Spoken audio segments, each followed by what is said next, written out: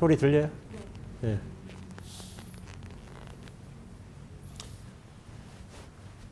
인고의 1시간이 지났습니다. 좌선 처음 해보신 분 1시간. 아이고, 생각보다 많이 해보셨네요.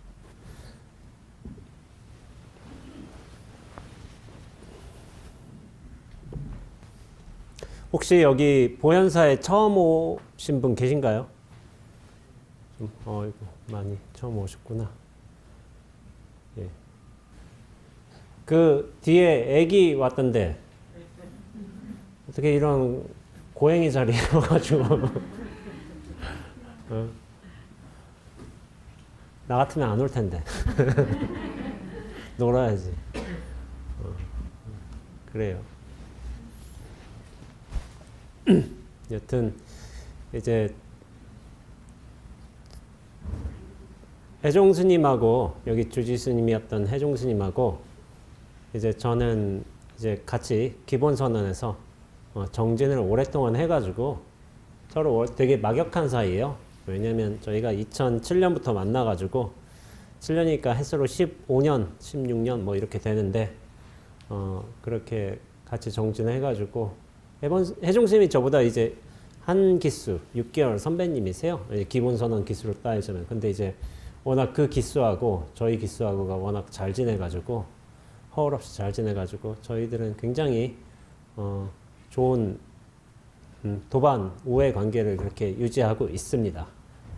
그리고 10수년간 알아오니까 서로 이제 불편한 게 없죠. 불편한 게 없고 서로 속속들이 잘 알고 있기 때문에 또 제가 저번에 해종스님 서울에 원찰이 없으신 분들 또 이제 수행을 배우시고 싶으신 분들께서는 이제 보현사에 가셔서 해종스님의 왕래하면서 이제 지도를 받으시는 게 좋겠다 이런 추천을 해드렸는데 그 이후로 좀 많은 분들이 오셨다고 제가 전에 들었습니다.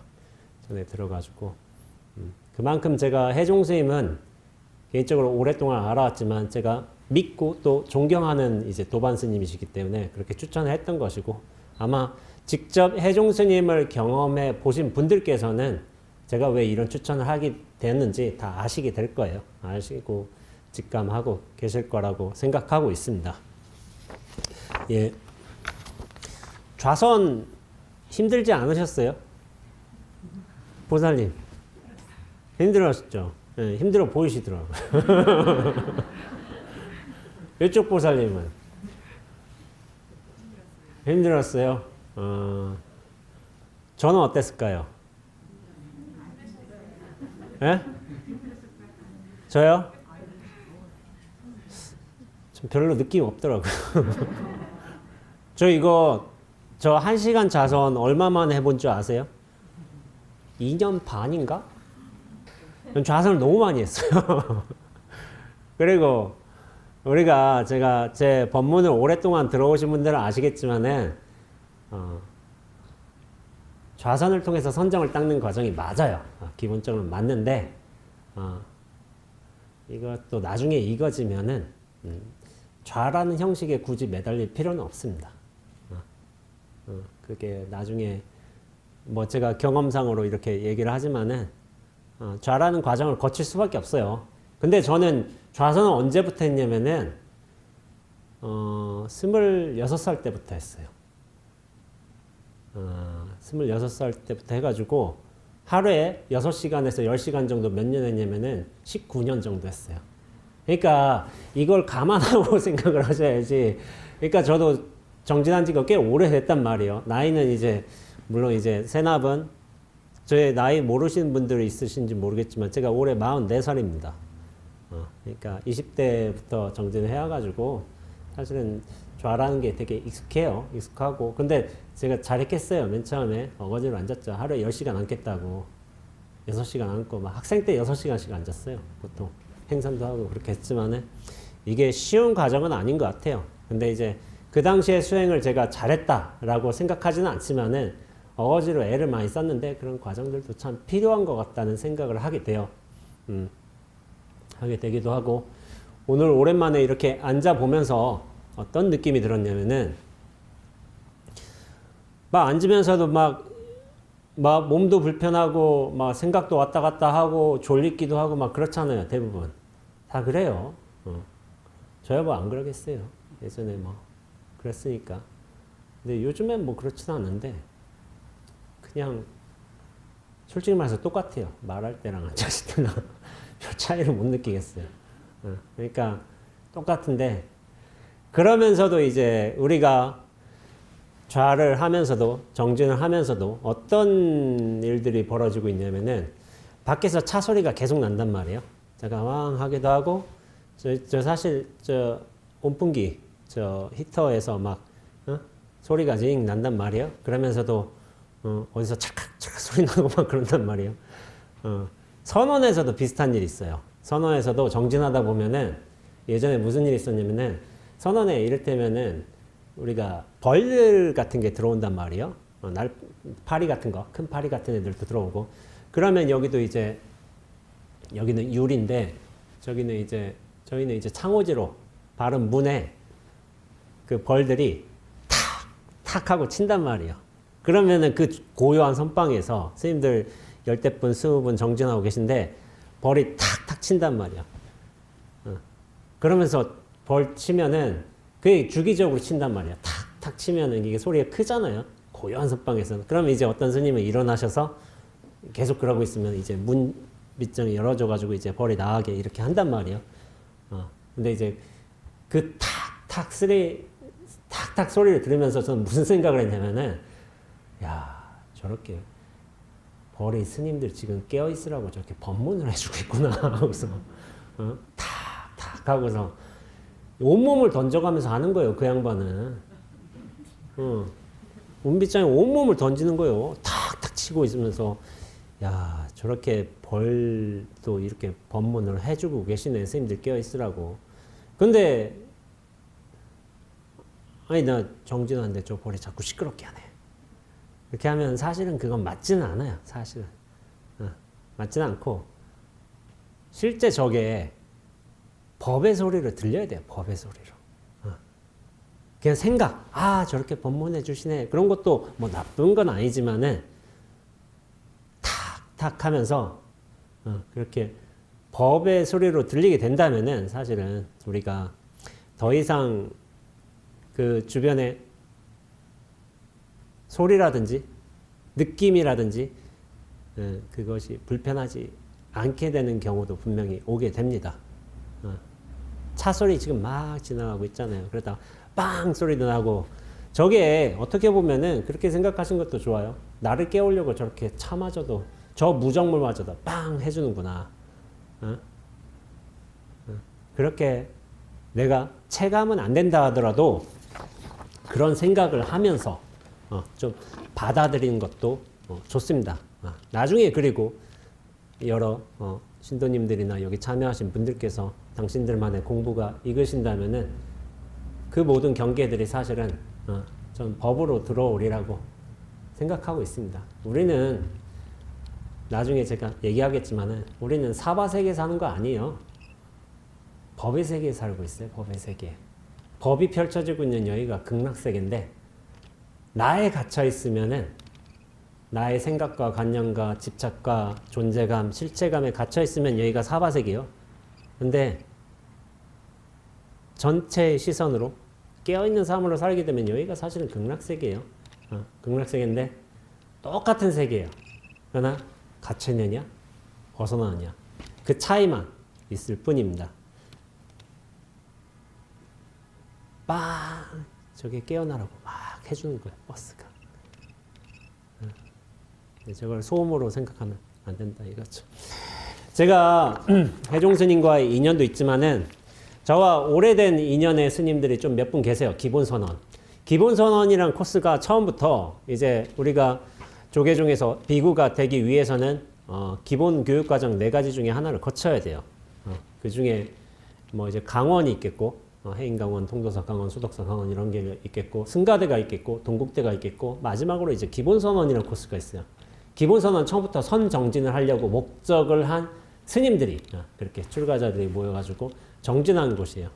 해종스님도 저도 좀 이따 말하게 될 제 도반 스님도 같이 기본선언 코스에 들어왔습니다. 저는 처음부터 학생 때 정진을 했었어요. 하루에 6시간씩 정진 목표를 세워가지고 그렇게 했었는데 나 이거 정진해서 깨달아야 되겠다. 자유 도인이 되어야 되겠다. 그런 결심을 굉장히 크게 세웠어요. 지금은 제가 여유있게 말하지만 예전엔 몰인정했어요. 아마 애정스님은 아마 저를 아실 거예요. 예전에 제가 얼마나 몰인정했는지. 근데 처음에는 좀 그런 것 같아요. 이게 가차없이 가는 측면도 있는 것 같아요. 그렇게 좀 살았었는데 지금은 조금 마음의 여유가 있어가지고 그렇게 된 것 같습니다. 제가 한번 도반 스님 하나 얘기를 할게요. 제 친한 도반 스님이 해종스님 말고 다른 분이 계세요. 이 스님이 출가하러 오셨어요. 제가 해인사에서 행자 실장을 하고 있을 때였어요. 실장. 반장은 아니고 그 밑에 실장이었는데 도반 스님이 온 거야. 이제 더벅머리로 왔지. 머리 길러가지고 막 등치가 막 이래. 키는 작은데. 그래서 막 해가지고 속복이라고 불러요. 세속의 속자에 옷복자 해가지고 속복님이라고 부르는데 속복님이 오셨어. 그래서 우리는 해인사는 바로 온다고 머리 깎여주지 않습니다. 3000배를 해야지만 머리를 깎여줘요. 그전엔 속복님이라고 불러요. 근데 이제 온 거야. 그래서 속복님 이렇게 안내를 하고 이렇게 하고서 했어요. 나중에 그렇게 하고 3000배를 마치고서 이 도반 스님이 마치고 난 뒤에 머리를 깎아주는데 보통 행자 반장이 깎거나 원주 스님이 깎아요. 원주 스님이 먼저 깎아야 되는데 일이 좀 있으시면 행자 반장이 깎는단 말이에요. 근데 행자 반장도 일이 있었어. 그래서 제가 깎았어요. 그래서 제가 머리를 깎아주면서 이런 말을 했어요. 혹시 이 말 들어보셨어요? 중이 제 머리 못 깎는다. 그 말 무슨 뜻인지 아세요? 저 깎아요. 마스리로 혼자. 근데 이 말 뜻은 뭐냐면은 제가 알려드리는데 내 스스로 머리를 깎고 이렇게 머리 민다고 해서 내가 중이다, 스님이다 라고 할 수 있는 게 아니라 자신의 머리를 깎아주고 지도, 교육해주고 수비시켜줄 수 있는 스승이 있어야지 중이 된다는 뜻이에요. 그러니까 내 혼자 머리 깎고 나 스님이다, 중이다, 중인승이다 이렇게 해서는 안 된다는 거예요. 그 정식의 과정을 거쳐야 된다는 건데 그만큼 스승이 있어야 된다는 거예요. 스승이 있어야 된다. 근데 제 도반스님이 왔죠. 그래서 제가 저보다 나이가 많아요. 우리 도반 스님이 9살 위에요. 큰형님이에요. 큰형님. 근데 제가 이렇게 하면서 속복님 뭐 하다 왔어요? 하니까 저 일하다 왔는데요. 하니까 뭐 그렇게 고급한 일은 안 하가 보여. 그래서 어디 막노동? 뭐 이런 식으로 하니까 기분이 언짢았어. 막노동과 같은데 하니까 알고 보니까 절의 부처님 개근불사 그거를 하시면 나름 굉장히 불사를 하시다 보는데 목노동 같은데 그래서 기분이 나쁜 거예요. 근데 머리를 깎아주면서 제가 이게 머리를 깎아줬잖아요. 그래서 그때 무슨 말을 했냐면은 속복님 그 중은 제 머리 못 깎는다고 했습니다. 내가 이렇게 깎아주니까 앞으로 나를 은사처럼 생각하세요. 라고 한 거예요. 그러니까 도만 스님이 속으로 세상에 이런 재수없는 놈이 없나. 나이도 10살 가까이 어리는데 제가 그런 말을 막 내뱉어 버리니까 뻔뻔하게. 그러니까 도반 스님이 그때 당시에 저를 엄청 재수없었대요. 그러니까 나이도 어린 시기가 이거 뭐 형님한테 큰형님한테 막 이런 식으로 얘기를 하는 거니까 나중에는 이 도반 스님하고 제일 친해졌어요. 지금도 막역한 사이입니다. 지금 수도함에 있어요. 제가 수도함에서 원래 관음정 기도를 보는데 지금 수도함에 잠깐 왔는데 지금 저 대신 관음정 기도 보고 있을 거예요. 기도 보고 있는데 그렇게 했지만 나중에 친해져서 도반 스님이 얘기한 거예요. 정말 재수없었다고 그때. 근데 나중에 제가 이제 뻔뻔한 거죠. 더. 혹시 아냐고. 전생에 내가 스승이었을지. 내가 일부러 내가 그냥 나온 소리겠냐고. 나도 모르지만 그럴 가능성도 있겠지 않겠냐고 하고 막 지금은 웃어졌겠지만은 그런 도반 스님이 있었어요. 근데 이제 제가 좀 뻔뻔하게 됐지만은 지금은 굉장히 막역하게 잘 지내고 있고 되게 공부 이야기도 많이 하고 수행 경험도 같이 나누고 그렇게 하지만 도반 스님이 한번 최근 며칠 전에 저한테 이런 말을 하더라고요. 당신이 항림사의 5등 선언에 용맹정진 3년 결사가 있었어요. 예전에 3년 동안 용맹정진 한다면 뭐냐면은 잠을 안 잔다는 거예요. 공식적으로 잠자는 시간이 없어요. 그러니까 하루에 보통 18시간 정진하거든요. 6시간은 뭐냐면은 3시간 정도는 뭐냐, 밥 먹는 거, 아침, 점심, 저녁 먹고, 뭐 나머지 3시간은 청소도 해야 되고 빨래도 해야 되고 그 시간인 거예요. 나머지는 다 앉아요. 18시간. 그러니까 이거 보통 정진이 아니거든요. 들어갔어요. 들어가다가 이제 도반 선생님이 이렇게 뭐 이제 나오고서 나중에 저를 처음 만났어. 저를 처음 만났는데, 도반 선생님이 제가 한 말이 약간 충격을 받았다기보다는 그런 말을 했어요. 제가 무슨 말을 했냐면은, 사성자에도 속지 말고, 팔정도로도 분별하지 말라. 이런 말을 했던 거예요. 그러니까, 도반 선생님이 솔직히 그랬대요. 얘 미쳤나? 이 원제가 미쳤구나. 얘 이상한 소리 하고 있네. 사성제 팔정도는 부처님이 가르쳐 주신 가장 기본의 어떤 법인 거예요. 법. 수행 방식인 거고. 근데 사성주에도 속지 말고 팔정도로도 분별 말라. 이런 말 하니까 되게 상태 안 좋게 봤대요. 저를. 근데 저는 그런 말을 하기도 하는데 좀 사랑 가래가면서 해요.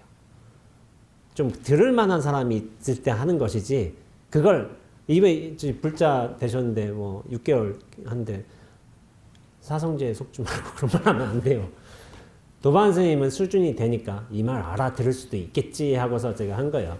근데 제가 아마 제 법문을 많이 들어보시고 제 책을 보신 분들께서는 아시겠지만은, 본래 면목의 차원에서, 진리 근간의 차원에서, 공성의 차원에서 사성제에도 속지 말고 팔정도로도 분별하지 말라고 이런 식으로 얘기를 했던 거예요. 근데 그거는 들을 만한 사람이 있을 적에, 그런 상황이 될 적에 그렇게 하는 말을 하는 것이지, 불교에 막 열심히 정지하시고 계신 분들한테 제가 사성제를 믿고 따르고 팔정도로서 열심히 수행하라 당연히 그렇게 말씀드려요. 근데 도반 스님한테는 그렇게 말씀드렸던 건데, 제가 사성제 중에 나중에 제가 공부를 하면서 이거 하나는 확실하게 바꿔요. 뭐냐면은 사성제 중에 첫 번째가 고성제라고 하죠. 보통 고성제. 세상은 모든 일은 고이다. 근데 저는 거기에 동의하지 않습니다. 부처님께서 말씀하셨지만은 제가 동의하지 않는다. 그렇게 생각하실 게 아니라, 본래 성불이라는 말 들어보셨죠? 본래 성불. 본래 완성돼 있다. 본래 성불되어 있다. 저는 그걸 더 믿습니다. 고라고 생각하지 않고 본래 완벽하고 본래 구제되어 있다. 저는 이것을 믿는다고 말해도 되고 계속 느끼면서 살고 있어요. 그렇기 때문에 고성제란 말은 중생들 인연법, 그러니까 애별리고 뭐 이런 것들 하겠지만은, 그런 것들은 이거에 대한 자각, 고에 대한 자각이 있어야지만 우리가 수행을 할 생각을 한단 말이에요. 그렇기 때문에 고를 말씀하신 것이지, 고 자체를 벗어난다, 고 자체도 근원 없고 속성 없는 것이다 라고 한다면은, 수행을 통해서 그렇게 안목을 얻게 된다면은 고성제는 어쩔 수 없이 필요했던 방편의 어떤 진리가 아니었나 하는 생각을 하게 되는 경우가 많이 있어요. 애초부터 고가 아니고 모든 것이 완성되어 있고 구족되어 있다라는 차원에서 제가 항상 말씀드린 게 있어요. 그거를 아마 저희 법문을 많이 들으셨거나 아니면 제 책이라든지 뭐 강연 같은 걸 들으신 분들은 제가 한마디로 하는 것을 많이 들으셨을 거예요. 눈앞이라고, 눈앞. 그리고 눈앞이 분명해야 된다. 제가 이 눈앞이란 얘기를 도반 스님한테 얘기했던 거예요. 그 당시. 눈앞으로 돌아가야 된다고. 눈앞이라고. 오로지. 그러니까 도반 스님이 그 당시에는 감이 안 왔대요. 도대체 이 원제가 이게 무슨 소리라는 거지 하고서, 제가 뭔가 원 소리를 하긴 하는데 감이 안 왔대요. 잘. 왜 저런 소리를 하지 하고서 근데 도반 스님이 지금은 달라요. 저와 이제 왕래한 지 몇 년 되고 계속 저와 대화도 나누고 이렇게 하다 보니까 눈앞으로 확 개합하게 되는 경우가 생긴 거예요. 그러니까 이게 그런 거예요. 마음이 편해진 거야. 훨씬. 도반 스님이 그런 말 하대. 예전에 죽는 게 두려웠대요. 죽음이라는 문제가. 그런데 눈앞으로서 이 진공으로서 텅 빈 자성으로서 이렇게 확 개합하게 되는 경우를 지나고 보니까, 그리고 그것들이 더 익어가다 보니까 이제 삶과 죽음의 일이 그렇게 두렵지는 않게 돼요. 이제 죽는다는 일이. 근데 죽음이란 건 뭐냐면은, 생각해 보세요. 죽음이 두렵다는 건 뭐냐면은 내가 죽기 때문에 두렵잖아요. 내가 죽기 때문에. 근데 나라는 의식이라든지 존재감, 실체감이 사라진다면은 더 이상 내가 죽는 게 두려운 일은 아니게 돼요. 그러기 위해서는 사실 눈앞으로서의 안목이 확연하게 이전이 되어야 됩니다. 그 경계 체험도 하게 되고. 그리고 종교 전통, 우리가 불교 수행에서의 어떤 진공 체험이라든지 뭐 자성과의 만남이라든지 어떤 견성이라든지 그런 식으로 표현을 하고 있지만은, 이거는 종교 전통에 상관없이 모든 영성 추구하는 사람들한테서 일어나고 있습니다. 종교가 없어도 돼요. 그런 사람들이, 에카르트 톨레 종교 없어요. 근데 깨달은 사람이에요. 왜냐하면 애초부터 진리는 종교에 구속되지 않아요. 종교가 진리의 여러 모습으로서 그렇게 드러난 것이라고 저는 생각하고 있고, 그런 경험들, 어떤 영성 성각자들, 그런 사람들의 기록을 보면은 저는 이제 고개를 끄덕이는 경우가 많습니다. 그래서 근데 이 종교 전통에서 가장 똑같은 게, 물론 용어 표현은 달라요. 그걸 하나님이라든지 순수 의식이라든지 공성이라든지 아니면 도라든지 아니면 태극이라든지 뭐 이런 식으로 표현하고 있지만은, 그것을 저는 공이 이제 눈 앞으로 그렇게 설명하고 있는 거예요. 근데 많은 분들이 그렇게 물어보세요. 제가 눈앞 하는데 이해 안 된다고. 대부분 그럴 거라고 저는 생각하고 있습니다. 도대체 저 선생님 계속 눈앞을 얘기하고 있는데, 눈앞이 눈앞인 거지. 이게 뭐 대수냐고.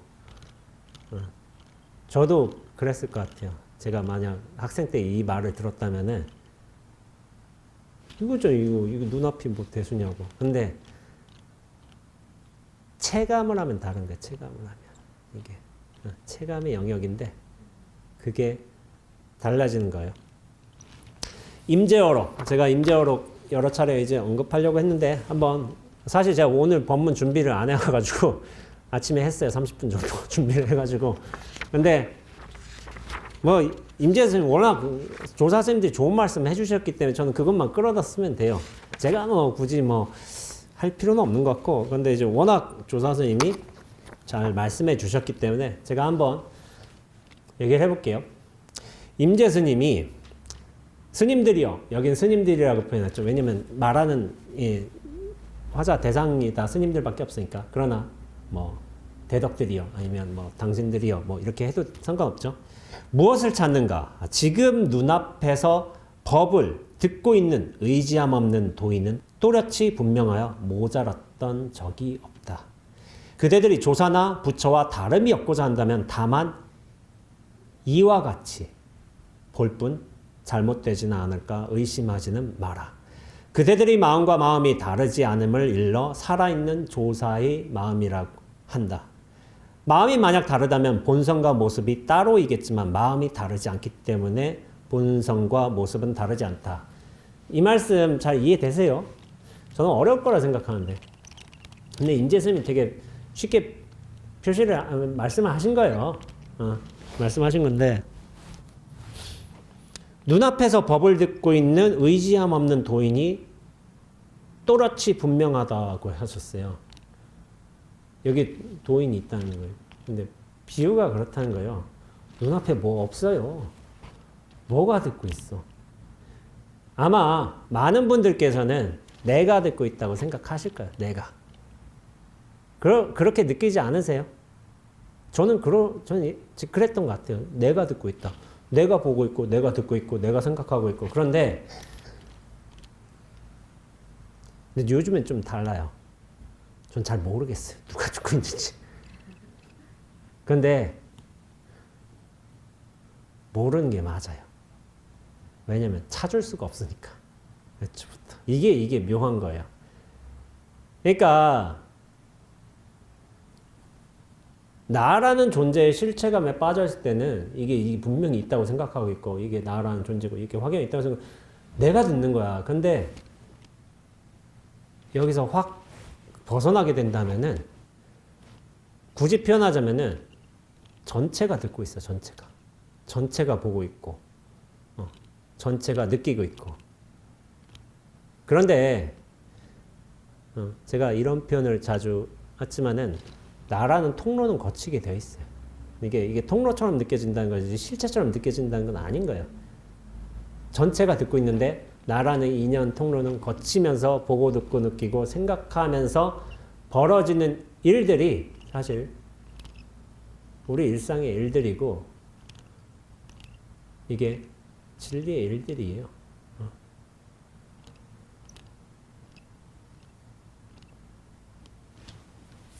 임재스님, 스님들이여 그대들이 부처가 되고자 한다면 경계를 따라서 분별하지 마라. 그러므로 마음이 생겨나면 갖가지 법이 생겨나고 마음이 사라지면 온갖 법도 사라진다. 라 하고 또 한 개 마음이 생겨나지 않으면 만법에 허물이 없다. 라고 한 것이다. 마음이란 거를 이거 눈앞으로 바꿔야 돼요. 눈앞이 생겨나면 갖가지 법이 생겨나고 눈앞이 사라지면은 온갖 법도 사라진다. 여러분도 저도 다 이 법이 한 모습 중에 하나예요. 소리도 그렇고, 이 소리, 모양, 뭐 느낌, 법 따라 생기는 거예요. 근데 소리와 모양과 느낌과 어떤 들으면서 생각도 있잖아요. 생각도 있는데 이런 것들은 다 인연 따라 생겨나고 사라지고 해요. 또 변화하고 생주이멸해요. 그런데 생주이멸, 성주괴공, 성주괴까지 공은 아니고 그거는 내용물들은 다 하지만은 나라는 내용물도 그래요. 성주괴 하는 거예요.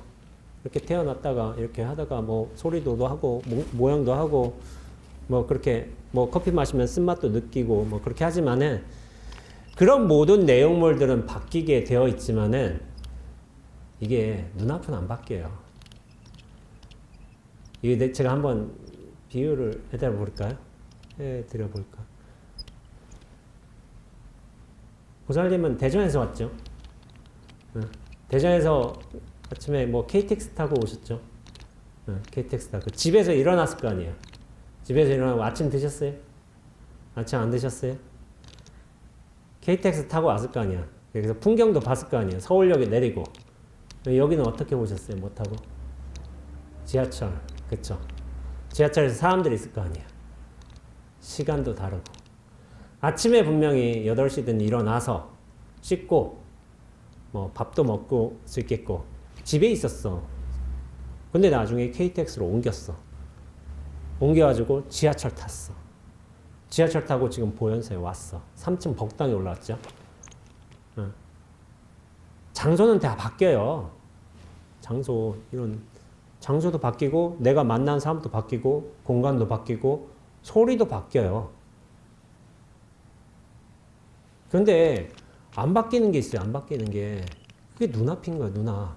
눈앞은 애초부터 바뀐 적도 없고 태어난 적도 없고 사라진 적도 없어요.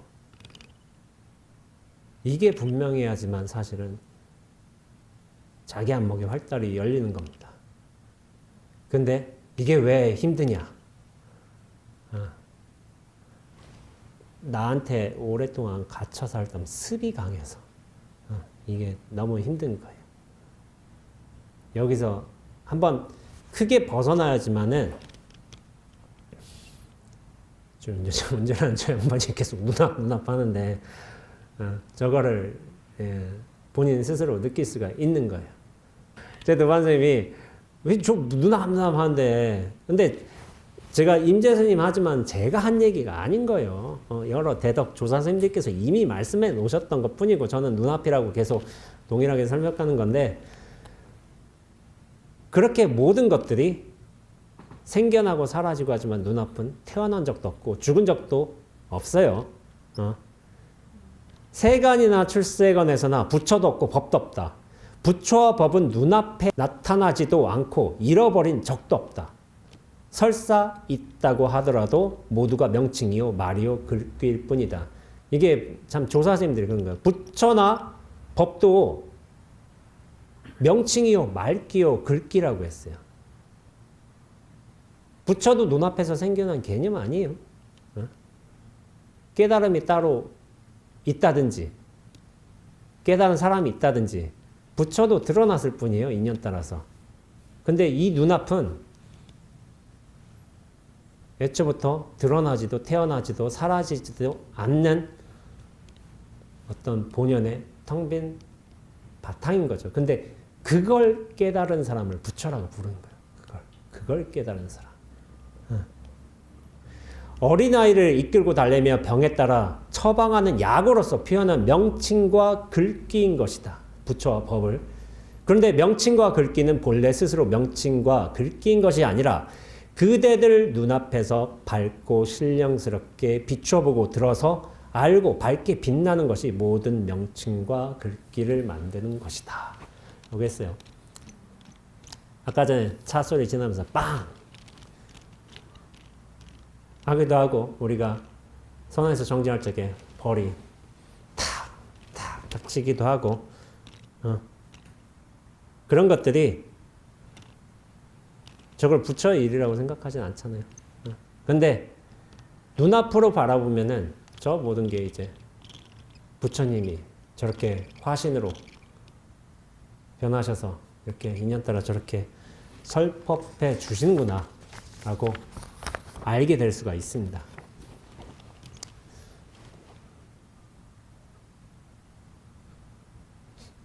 집중한 것 같기도 하고 저 뭔 소린가 집중하신 거라고 생각은 들어요. 근데 제 본문 같은 걸 좀 오래 들으신 분들은 오래 들어보신 분들은 조금 적응하셨을 텐데 아무래도 처음 들어보신 이제 보살님들께서는 조금 힘드실 수도 있어요. 예, 그쵸. 이게 처음 들어보니까 이것도 한 20번 들어보면 좀 나아질 수도 있는데 여기 많이 들어보신 분들이 좀 많이 계신 것 같아요. 이렇게 하고서 제가 이거 어록인데 어록이 좀 어려울 수가 있는데 근데 어쩌겠어. 제가 어록을 얘기하는데 한번 들어보신 것도 인연 따라 이런 얘기도 있구나 하는 거 생각하신 것도 좋아요. 남전 보원선 사람 분이 계세요. 제가 제일 좋아하는 이제 조사 스님 중에 한 분이 사실은 조주 스님이세요. 조주 스님. 제가 근데 조주 스님을 왜 좋아하냐면은 조주 스님이 특별하게 뭘 안 해. 그러니까 방도 하지 않고 할도 하지 않고 좀 과격하지도 않아요. 근데 그냥 말로 그냥 다 말만 해요. 말만. 근데 뭐냐면은 말로 사람을 죽이고 살렸다 해요. 그냥. 이게 근데 정말 고수예요. 왜냐하면은 누가 표현하기로는 새치어 하나로 사람을 들었다 놨다. 근데 그게 얼마나 익으셨으면 그냥 새치어로 다 살렸다 죽였다 하는 거예요. 그러니까 물론 침묵이란 게 가장 좋은 설법의 수단이라고 그렇게 말을 하는 경우도 있지만은 말도 인연 따라 써야 돼요. 집착함이 없이 말을 인연에 맞게끔 잘 쓰면 그것도 참 좋은 방편이에요. 근데 이제 남정 보원스님이 조주스님의 은사예요. 은사 스승인데 어떤 것이 도입니까? 라고 조주스님이 물었어요. 그러니까 남전스님이 평소의 마음이 도인이라. 평소의 마음. 근데 마음이 있잖아요. 마음, 평소의 마음이 도인이라. 그럼 그러니까 조주스님이 물었어. 향하여 다가설 수 있습니까? 하니까 남전 스님이 말했다. 해하려 향하면 곧 어긋나니라.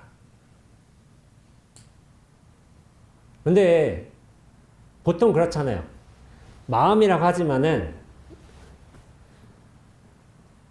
보통 이렇게 생각하지 않아요? 내 마음이라고 생각하지 않아요? 내 마음. 내 마음. 그렇게 생각하지 않아요? 반대로 생각하는 경우 있어요? 마음의 나? 마음인데 나. 내 마음이라고 생각하지 마음인데 나. 이렇게 생각은 안 한단 말이에요. 근데 사실은 나의 마음보다는 그 반대가 맞아요. 마음의 나예요. 나도 마음의 한 모습으로서 드러난 것이라니까요. 근데 마음을 저는 눈앞으로 그냥 환치 이렇게 합니다. 진짜 마음은 눈앞이에요. 근데 눈앞하고 나라는 이거 뭐 우열관계 친다고 해봐요. 눈앞이 훨씬 커요. 나는 인연 따라 드러난 거예요. 그런데 이 눈앞은 원래 크고 경계도 없고 반야신경 아시죠? 진리, 공성, 반야, 지혜 이것은 불생불멸, 불구부정, 부중불감 이게 속성이잖아요. 눈앞은 불생불멸, 불구부정 여기 깨끗하고 더러움 없어요. 이거 생멸도 아니고 부중불감 눈앞은 커질 수도 없고 작아질 수도 없어요. 근데 이게 뭐냐면은 이 눈앞이란 걸 마음이란 걸 내 영역, 내 분별심 안으로 잡아 끌어내면 작아지는 거예요. 내 마음 안에만 마음인 거예요. 근데 이 마음이란 건 원래 커요. 나란 존재에서 이렇게 끌어오다 보니까 마음이 작아진 거예요. 원래 큰 건데.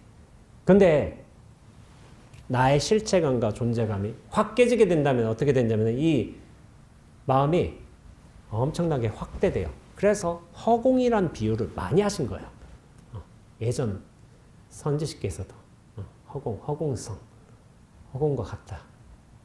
왜냐하면 원래 공간 제약이 없고 환히 펼쳐져 있는 것이기 때문에. 근데 그 허공에서 인연 따라 드러난 게 나고 책상이고 소리고 어떤 모양인 거예요. 모양 이렇게.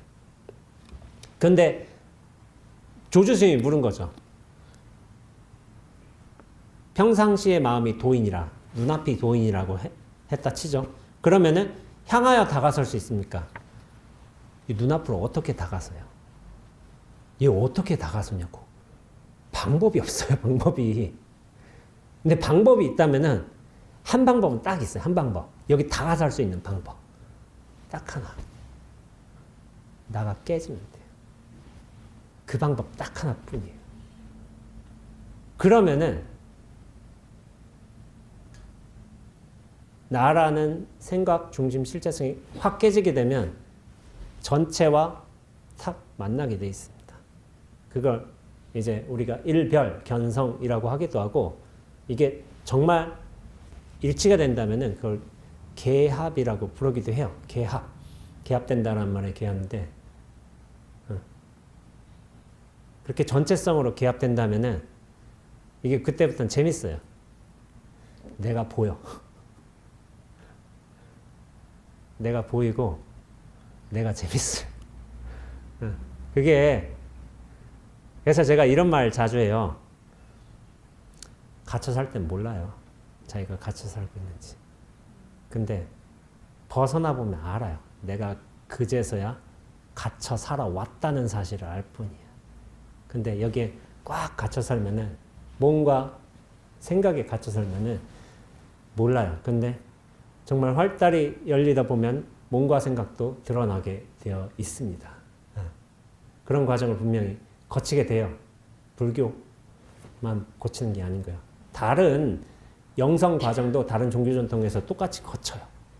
제가 천주교 학교 나왔잖아요. 예수의 학교, 서강대학교. 러시아 뭐 정교회 수도사들 뭐 무지의 구름 뭐 이런 책도 있기도 한데 그런 거 보면은 똑같아요. 무지의 구름인 거예요. 그 구름 확 걷어내면은 광명은 원래 빛나게 돼 있어요. 근데 그 무지 속으로 들어가야 돼요. 무지 속으로. 알 수 없음으로 들어가야 돼요. 그러면은 이 눈앞은 애초부터 알 수가 없어요. 그런데 텅 빈 공성이고 자성이기 때문에. 그래서 남전 스님이 말했죠. 헤아려 향하면 곧 어긋나리라. 왜냐하면 어떤 의도성을 가지고 어떤 존재감을 가지고 향할 수가 없는 거예요. 눈앞 자체는 애초부터. 그렇다면은 조조 스님이 다시 물었죠. 헤아리지 않는다면 어떻게 이 도라는 것을 알겠습니까? 눈앞이 도라는 것을 어떻게 알겠습니까? 헤아리지 않는다면은. 그래서 남전 스님이 아주 이런 중요한 말씀을 하셨어요. 도는 아는 데 속하지도 않고 모르는 데도 속하지 않는다. 안다는 것은 망련된 깨달음이며 모른다고 하는 것은 깜깜하게 어두운 것이니라. 만약 참으로 헤아리지 않고 도에 사무친다면 태허와 같이 가없이 환하게 트일 것이니 어찌 굳이 옳으니 그르니 할 것인가 라고 하셨어요. 아는 데 속하지 않고 모르는 데 속하지 않는다고 했어요. 왜냐면 알고 모르는 건 구분할게요. 그 내일이요, 내일. 내가 알고 모르고요. 근데 나란 존재도 이 허공에서, 태허에서 드러난 하나의 인연법인데 이 작은 게 큰 걸 알 수 있겠어요? 이거 역으로 추산은 불가능해요. 태허와 같이 그렇게 도에 사무친다면 환하게 트인다고 했어요. 이거 전체와 딱 개합이 된다는 건데 이걸 선문에서 보통 어떻게 되면 한 덩이가 된다고요. 한 덩이가 딱 되면은 그때부터는 나란 존재에서 탈피하게 됩니다. 이 집착에서. 그러면서 전체에서 나를 보고 전체에서 보고 듣고 느끼고 생각하는 걸 다 벌어진다는 사실을 알게 돼요. 이게 그런데 체감으로 와야 돼요. 체감으로. 이에 조주가 단박에 크게 깨달았다. 이게 웃긴 거예요. 그냥 깨달았다가 아니라 크게 깨달았다예요. 이 질문을 할 정도면은 뭔가 알아야 돼요. 알아야지만 이런 질문도 하지. 이 똘똘한 제자가 이렇게 질문도 명석하게 하는 거예요. 안 똘똘해봐요? 예? 그래서 끝나요. 그냥 뭐가 없어요. 대화가 안 가. 그러니까 뭔가를 알아야지만 이렇게 되는 것이지. 근데 이게 스승과 제자 사이에도 또 있었지만은 사형과 사제 사이에서도 서로 이제 탁마하는 경우가 있어요. 제가 설봉과 암두 스님 경우를 되게 좋아하는데 설봉 스님 혹시 아세요? 여기 아시는 분은 별로 없을 것 같은데 설봉 암두라고 사형 사제예요. 설봉 스님이 사제, 암두 스님이 사형인 거예요. 네, 암두 스님이 사형인데 암두 스님이 생이지지예요. 생이지지 아세요? 뭔지? 태어날 때 깨달았다는 거예요. 이미 깨달은 사람은 태어났어요. 근데 암두 스님은 도인 같지가 않아요. 좀 망나니 같이. 유명해요. 하여튼 망나니 같은 분으로. 은사 스님이 덕산 스님이야. 덕산 도인이라고 이제 방을 되게 잘 하시는 분이 있어요. 그러니까 이분도 참 대단하신 분인데 암두 스님이 스승이잖아요. 은사인데도 저 노인네.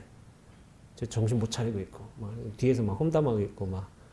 근데 덕산 스님도 어떻게 하지 못해. 이러면 도인이거든. 처음부터. 그러니까 서로 뜻을 통하니까 이게 제자인데도 어떻게 하지 못하는 거예요. 그리고 그 겉으로 드러난 모습, 저 노인네, 저 애기망청한 소리 하고 있네, 이런 소리 하더라도 말이라는 거는, 뜻이라는 거는 이 파도와 같아요. 파도. 바다의 파도. 파도는 인연 따라 바람, 해풍, 해류 따라서 이렇게 드러난 거예요. 여러 모습으로 드러날 수 있어요. 소음대로 드러날 수 있고, 거품이 있을 수도 있고, 없을 수도 있고. 말은 이런 거예요. 근데 그 밑에는 심해와 같이 움직이게 하는 근본의 마음이 있어요. 이 마음을 개합한다면은 더 이상 이 겉으로 드러난 말에 휘둘리지 않습니다. 다만 그 근본의 마음을 알고 있을 뿐이에요. 여기서 개합이 된다는 거예요. 개합은 말로서 개합된다는 게 아닌 거예요. 이 근본에서 개합이 된다는 거예요. 그렇다면은 이 근본에서 개합이 된다면은 더 이상 위로 드러난 말과 형식, 소리에 흔들리지 않습니다. 그 근본을 통하기 때문에. 그런데 설봉 스님이 암두 스님의 이제 사제예요. 근데 이제 설봉 스님이 모범적인 수행자였어요. 대중을 항상 배려하고 항상 아껴주고 항상 어려운 일 있으면 혼자 나서서 하고 그러니까 굉장한 모범 수행자야. 근데 암두 스님은 아니에요. 어디 가고 좀 말썽 피우고 스승 욕하고 그런데 설봉 스님이 이 암두 스님을 굉장히 예경했어요. 왜냐면 도인이란 걸 알았기 때문에 겉으로 드러나는 모습이 저렇다고 하더라도 절대로 자기가 무시할 수 있는 그런 분이 아니란 걸 알기 때문에 남들은 비난 많이 했을 거야. 암두 스님을. 저게 무슨 도인이냐고. 저렇게 스승이나 욕하고 허튼 짓이나 하고 수행도 안 하고 뭐 저게 무슨 도인이냐고 했지만은 설봉 스님은 근기가 좋아서 그걸 알아봤기 때문에 되게 존경했어요. 그래서 항상 예경을 갖추면서 암두 스님을 했는데 존경했는데 이제 깨달음이 이 밀도 차이가 있어요. 사실은 깨달음이 똑같다고 보진 않고요. 체화된 정도가 좀 다릅니다. 밀도 차이가 있고 오산에서 폭설로 길이 막히자 암두 스님에게 말하였다.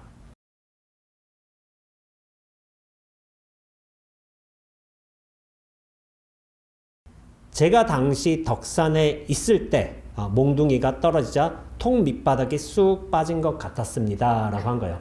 이게 뭐냐면은 한 몸이 된 거예요. 이게 한 몸이 되니까 통이 쑥 빠진 것 같다는 얘기를 하는 거예요. 표현이 그래요.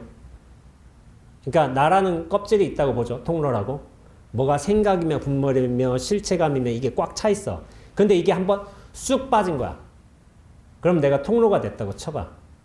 이 전체와 개합이 되게 돼 있어요.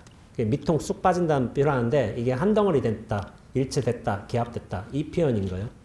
선문에서. 그러니까 암두 스님이 여기서 뭐라고 했냐면은 이것도 똑같은 거예요. 설봉 스님이 저 좀 그때 깨달은 바가 있었습니다 했는데 암두 스님이 거기서 예외를 두지 않고 가차없이 소리 지르는 거야. 악! 하고 소리 지르는 거야. 말하자면 악! 하고 소리 지르고서 화를 내셨죠. 그러면서 말씀하신 게 그대는 모르는가?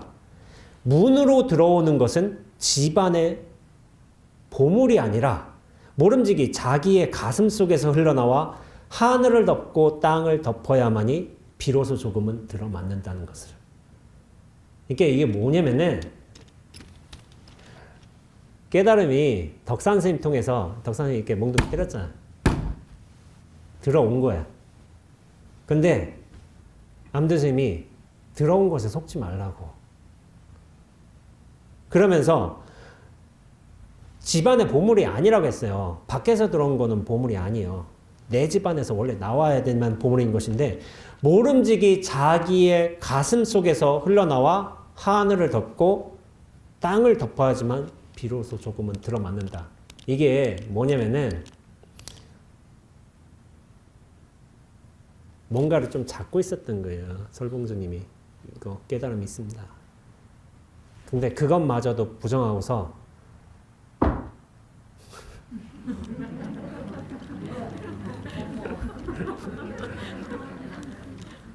부처님일 줄 몰라요. 저. 뭔가 집착하는 바가 있으니까 거기에 내가 견처가 있었다라고 생각하니까 설봉스님이 훌륭하신 분이에요. 훌륭하신 분이고 하지만 미흡한 점이 보이니까 밖에서 들어온 뭔가의 살림살이를 이것이 내 깨달음이다라고 집착하니까 거기서 한번 일가를 하고 하고 경책을 하신 거죠. 그러니까 여기서 표현해요. 이거 벽암록 5칙에 나오는 말이에요. 5칙. 설봉쌤이 완전히 깨치고 예배하며 말하였다. 사형이여 오늘에야 비로소 오산에서의 도를 깨쳤습니다. 라고 한 거예요. 이전에도 깨친 바가 있으셨어요. 당연히. 근데 이 밀도가 다르다니까요. 개합. 제가 이런 말을 얼마 전에 도반쌤하고 얘기했는데 여러분들이 저는 그렇게 생각을 해요. 알든 모르든 돈은 아는 데 속하지 않고 모르는 데 속하지 않는 이렇게 얘기했잖아요. 알든 모르든 인식하든 인식하지 못하든 여러분들 이미 깨쳤어요. 근데 이게 뭐냐면은 밀도가 좀 약해요. 밀도가. 이게 정말 깨달음으로서의 힘을 발휘하고 정말 견고한 기반을 마련하기 위해서는 제가 이를테면 비유적으로 얘기하자면 80점 이상은 넘어야 되는데 이를테면 사람마다 다를 수가 있다는 거예요. 5점, 10점. 이 정도는 조금 힘들어요. 경험이 없다? 저는 생각하지 않습니다. 알든 모르든 여러분들 다 본래 성불이라고 하잖아요. 원래 이 자리에서 눈앞에서 살아왔기 때문에 이걸 경험 안 할 수 없어. 근데 어떤 이유에서인지 우리가 중생의 습기와 어떤 업력이라고 부르기도 하든 패턴, 중심성 이거를 견고하게 잡아지고 있는 거야. 그래서 이걸 못 느끼는 거예요. 눈앞이 뻔히 있는데도 이거를 모르는 거예요. 이게 그러니까 예전 도인들께서 그렇게 말씀하셨어요. 백날, 100년, 만년, 하여튼 뭐 30년 수행해가지고 뭐 360다는 표현이 있잖아요. 이렇게 돌아가지고 뭐 해가지고 해보니까 펑펑 울면서 세상에 눈앞이 여기 있었는데 내가 이거를 찾아다녔다고. 30년, 40년을 내가 이걸 찾아다니 억울해서 온다고 했어요. 억울해서. 지금도 이게 제 눈앞이라고 얘기하는데 요거를 나중에 공부 열심히 해서 이 말을 이해하실 분이 계실 수도 있어요. 당연히. 근데 그때도 눈앞인 거고 지금도 눈앞이에요. 이건 변한 적이 없어요. 애초부터. 근데 그러니까 큰 스님들이 억울하신 거예요. 내가 이 뻔히 있는 걸 놔두고서 딴 걸 찾아 헤맸다고. 그만큼 우리가 중생의 습기와 이게 패턴, 경향성 이게 참 크다는 거죠. 근데 벗어나 보면 이거 정말 아무것도 아닌데 근데 벗어나기 전에 몰라요. 이게 뭐 얼마나 그 묶여 살았는지 내가 거기에 갇혀 살았는지. 그러니까 암두스님이 이렇게 사자를 깨우치게 한 거야. 깨우치게 한 다음에 암두스님 뭐 했을까요? 그 후에 후일담. 저 호숫가에서 뱃사공 했어요. 할 일 없어. 할 일 끝나가지고. 그러니까 사제스님 깨우치게 하기에 오셨나 봐. 뭐 전생에 빚이 있었는지 뭔지. 그러니까 난 내일 마쳤다 하고서 호숫가에서 뱃사공 했어요. 뱃사공 했는데 스님의 모양새를 했겠어요? 아니에요. 그냥 일반인의 모습으로 하셨어요. 그러다가 마지막에 어떻게 돌아가셨는지 아세요? 밤에 도둑한테 칼이 찔려서 죽었어요. 좀 근데 저는 여기서 사실은 소름 돋았어요. 칼에 찔려 죽으면서 악 하고 소리 질렀을 거 아니에요. 그 소리가 뭐 몇 리 밖을 퍼져나갔다 뭐 예전에 리를 쳤으니까 뭐 5리나 3리나 뭐 그런 말이 있겠는데 몇 리 밖을 퍼져나갔다라는 기록이 있어요. 기록이. 그러니까 저는 암두스님 행적을 보고서 저는 소름 돋았어요. 이거 왜 소름 돋았을까요? 죽어서가 아니라 도둑의 칼에 찔려 죽어서가 아니라 이 사람은 끝까지 법을 살아다 갔구나. 자신의 죽음마저도 법을 드러내는 데 써먹었구나. 그러니까 저는 좀 경외스러워요. 이분이.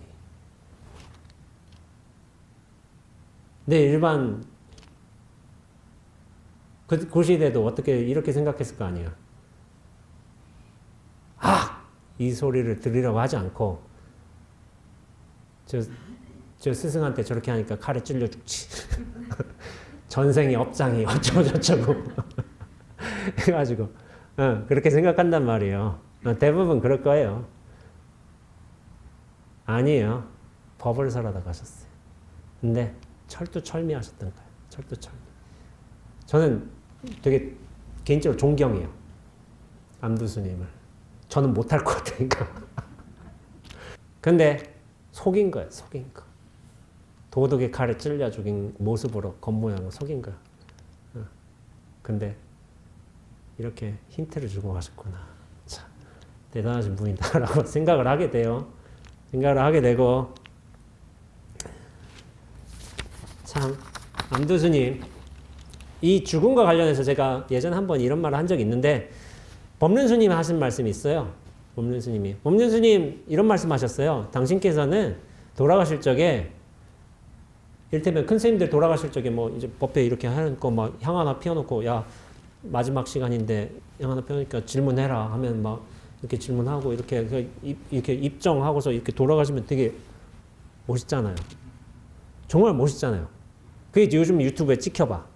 방송에 나와봐. 큰 스님 향 하나 딱 피우고 마지막 하거라 해가지고 다 해준 다음에 이제 향 꺼지기 전에 탁 하고 입정이 드신다면은 그분은 도인으로 추앙받아요.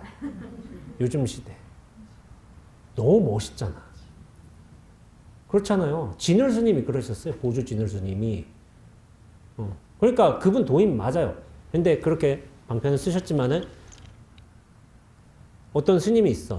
괴각 스님이 있다 쳐봐. 야, 칼에 찔려 죽었대. 하면은, 저 스님. 이게 모양새가 저게 무슨 도인이야. 도인이 칼에 찔려 죽어. 저게 제 삶은 저렇게 살았으니 이렇게 하는데 그런 식으로 소문 날 거 아니야. 말하자면은 이렇게 비교를 하자면은. 근데 법륜 스님이 당신께서는 교통사고로 죽을 가능성이 크다고 말씀하신 거예요. 다른 스님, 큰 스님들처럼 이렇게 법문하다가 돌아가실 게 아니라 증문즉설 하시다 들어가면 교통사고로. 왜 그러시겠어요? 많이 다니시니까. 그게 인과예요, 인과. 지금은 그렇게 많이 안 다니시겠지만 예전에 하루에 뭐 6시간을 도로에 계셨다고요. 법문을 다니시니까. 그러면 하루에 6시간 도로에 있는 사람이 일반인들이 누가 있겠어요? 별로 없어요, 생각보다. 6시간을 도로에 있는 사람은. 근데 당신께서는 확률상으로 24시간에 6시간 도로에 있으니까 확률상으로 당연히 도로에서 돌아가실, 사고를 당하셔서 돌아가실 가능성이 당연히 높을 수밖에 없는 거지. 그게 인과예요. 그런데 잘못된 인과를 맺는 사람들이 있어요. 무슨 업식이 있으시길래 무슨 업장이 있으시길래 그렇게 생각할 수도 있단 말이에요. 인과는 이렇게 단순하고 분명한 거예요.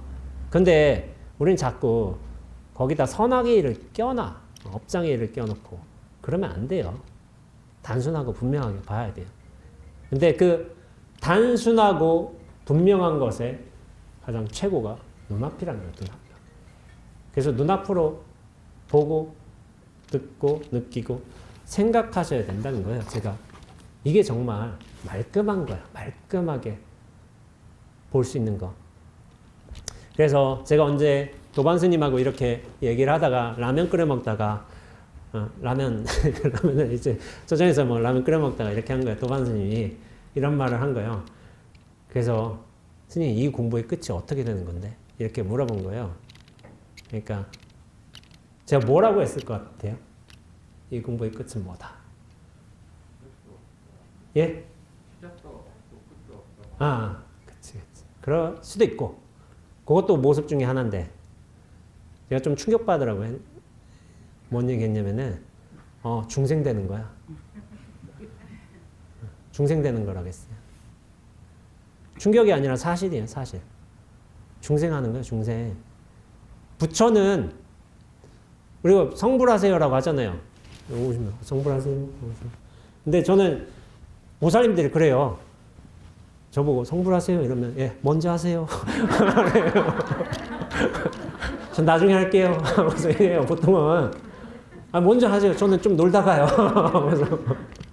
그래서 보살님 그러니까 뭐든 먼저 하세요 하거든. 보살님 한 다음에 할게요. 저는 좀 놀고 싶어서요. 이렇게 얘기한단 말이에요. 근데 그 말을 할 수 있는 거는 뭐냐면은 그게 있어요. 눈앞이 성불이에요. 눈앞이 성불. 애초부터 우리는 성불돼 있어요. 성불돼 있어. 근데 어떤 이유에서인지 그 이유를 찾을 수는 없는데 그래서 대승기신에서 호련이라고 했는데 호련이 중생이 돼버린 거야. 호련이. 근데 그 이유를 찾을 수가 없어. 호련이 중생이 돼버렸어요. 중생되는 거라겠어요. 근데 여기서 만약 뭔가 준비가 되고 한다면은 중생되는 거 할 때 소름이 확 올 수가 있어요. 기쁨이 확 올 수가 있는데, 왜냐하면 부처, 성불, 깨달음, 본래 면목 이게 있을 거 아니야. 그게 끝이 아니에요. 그거를 가지고 그 철저한 바탕에서 중생놀이 하는 거예요. 중생놀이. 그래서 제가 중생놀이란 말을 해요. 근데 이 말을 공부하신 분들이 좀 좋아하세요. 중생놀이. 중생으로 놀이하는 거라고. 놀이라는 게 역할이란 뜻도 있지만은 뭐 독일식으로 하자면은 놀유자, 거닌다 이렇게 이런 건 제가 약간 노는 걸 좋아해서 그런지 몰라도 놀이란 말 좋아해요. 근데 역할을 하는 거예요. 원제 역할, 원제 놀이 하는 거예요. 원제 놀이. 이렇게 해가지고 뭐 부살님 뭐 무슨 놀이 이렇게 하는 거고. 그러면은 삶이 되게 가벼워져요. 놀이하듯 살면 되지. 근데 이 몸뚱어리는 인연이 있을 거 아니야. 이거 인연에 맞게끔 잘 활용해 가면서 엄마 놀이도 하고 뭐 자식 놀이도 하고 와이프 놀이도 하고 저는 뭐 이제 뭐 중놀이 좀 하다가 뭐 가끔 작가 놀이도 하고 뭐 게임도 하고 그렇게 하는데 이거예요. 근데 이렇게 놀이가 제대로 되려거든 나란 존재에서 탈피해서 이거를 버릴 필요는 없어요. 나중에 잘 써먹어야 돼요. 나란 존재를. 근데 이 중심 이전, 이 눈앞이 중심이라고 했어요. 근데 여기는 중심 없는 중심인 거야. 애초부터 중심이 없어요. 눈앞에는. 텅 빈 전체니까. 여기로 확연히 돌아가야지만은 나란 인연법을 잘 써먹을 수가 있습니다. 근데 이 개합되는 정도만큼 생사의 법들을 잘 써먹을 수 있는 안목과 역량이 생기게 돼요. 이 안목과 역량을 지혜라고 불러요.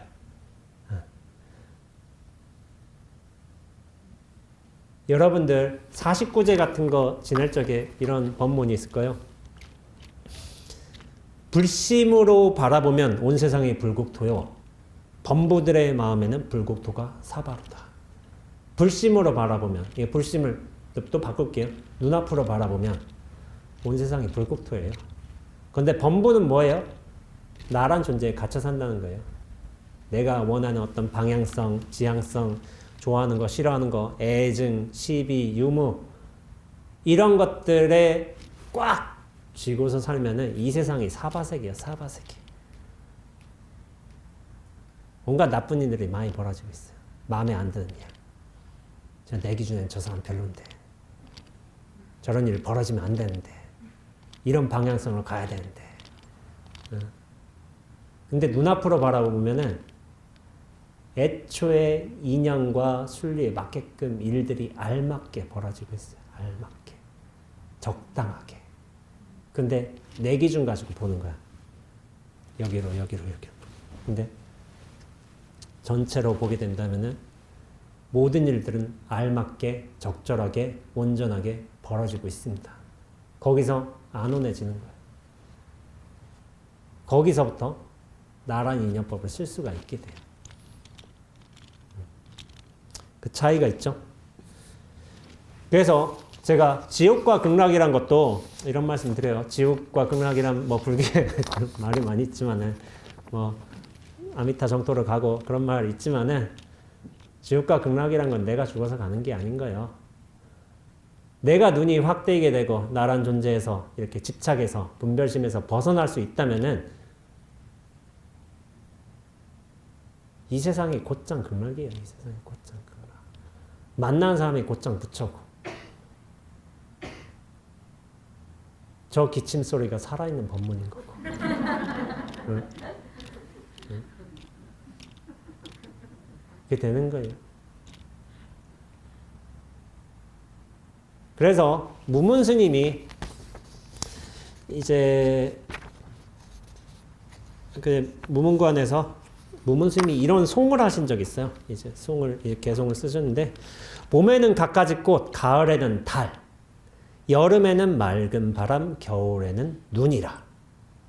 봄에 꽃이 피고 뭐 가을에는 달이 좀 밝을 수가 있죠. 여름에는 이제 바람이 맑고 겨울에는 눈이 내리죠. 그러니까 원래 봄, 여름, 가을, 겨울에 흔한 자연의 어떤 요소들인 거예요. 거기에 대해서 마음에 걸림없이 한가롭다면 이야말로 사람의 호시절이라 라고 했어요. 되게 평범한 내용 같지만은 꼭 그렇지도 않아요. 내가 생각이 많고 분별이 많고 나란 존재에 갇혀 살고 하면은 이 눈앞으로서 법이 완연하게 드러나 있음을 모르고서 평생 딴 생각하면 사는 거예요. 가을에는 달 보이고 여기 뭐 연꽃도 이쁘고 따뜻한 바람도 불어오고 여기서 이미 눈앞에서 다 구현되어 있는데 딴 걸 찾게 돼 있어요. 근데 나만 중생놀이 하겠어요? 이렇게 나만 중생놀이 한다겠는데 아니에요. 저 별들도 중생놀이 하고 있고 지들 인연에 맞게끔 저 차들도 지들 중생놀이 하는 거예요. 빨간불 들어오면 빵 하고 멈춰내고 뭐 이렇게 해야 되는 거고 봄에 꽃들도 중생놀이 하는 거예요. 인연에 맞게끔. 자, 이렇게 나만 중생놀이 이렇게 하는 게 아니라 알고 보면은 온 우주가 온 세상이 이미 인연에 알맞게끔 그렇게 놀이하면서 살고 있어요. 놀이하면서.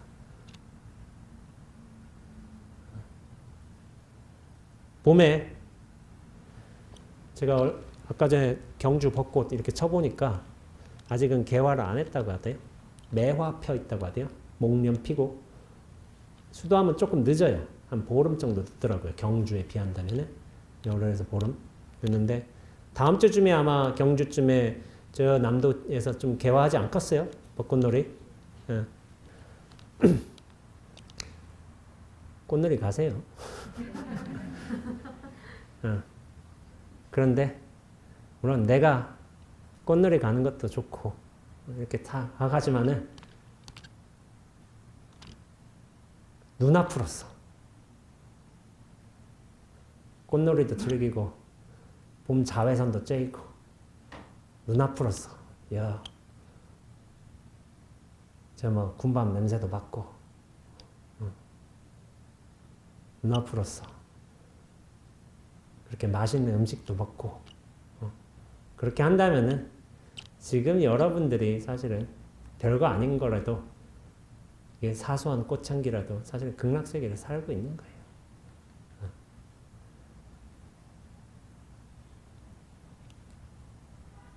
그렇게 봄에 좀 좋은 시절을 맞이하시면서 눈앞으로 살기를 바라시면서 법문을 마치도록 하겠습니다.